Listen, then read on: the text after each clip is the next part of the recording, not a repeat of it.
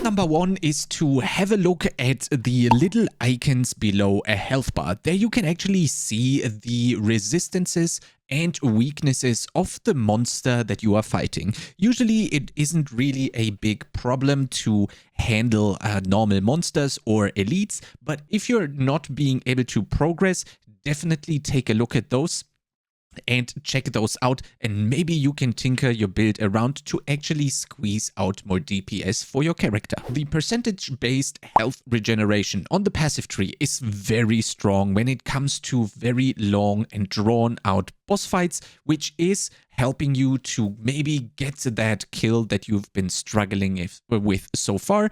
There are quite a lot of those available to you. Make sure to type health regeneration or regen into your search bar on the passive tree so that you can actually see if there are any close nearby, and that is helping you to preserve the health pots and also your mana pots. Tip number 3 is to check your vendors. There are so many good items hidden in the vendors, and this is going to be amplified in Path of Exile 2 because now you are actually incentivized to check the vendors, maybe even gamble if you have enough gold to actually find an upgrade.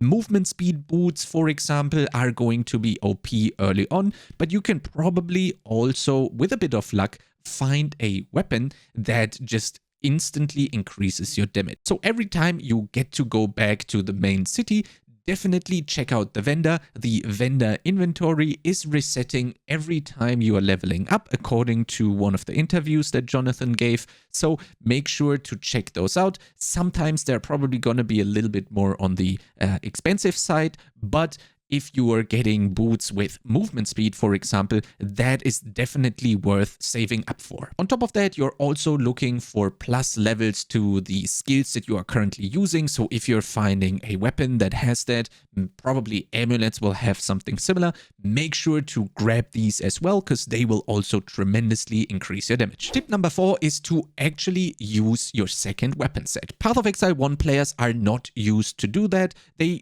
literally have been using that for years to just level up gems passively, which is a thing of the past and not mandatory anymore. So now you can actually make use of your offhand for very cool things. For example, you could slap on a mace, maybe a one-handed mace for increased attack speed compared to a two-hander, to then leap slam around that you can actually traverse distance on the very big maps in Path of Exile in a very fast manner.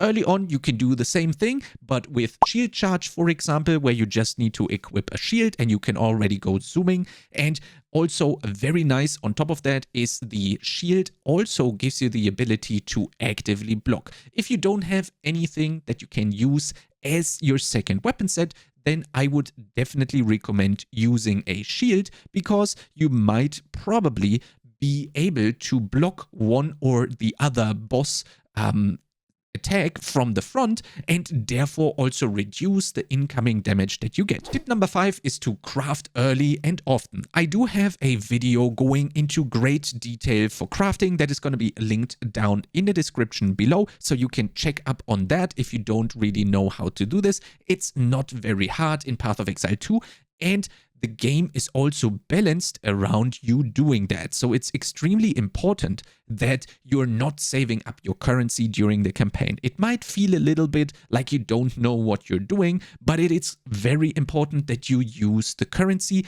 and I explain to you how that works in the video. Tip number 6 is to support your auras or buffs. So stuff like the heralds, for example, can actually be supported with stuff like vitality, clarity, or precision. These are giving you permanent buffs as the aura, and then on top of that, due to them being constant and persistent, they will also kick in with the corresponding support. So in Vitality's case, for example, you will regenerate 1.5% of your life all of the time, which is making it extremely strong, not only due to the health regeneration that is baseline, but obviously when you are struggling on a boss fight, the additional health regeneration is going to make it tons and tons easier for you to actually sustain and maybe even kill the boss that you have been struggling with before. Tip number 7 is to craft on your flasks. Yes, that actually works. And there are really powerful combinations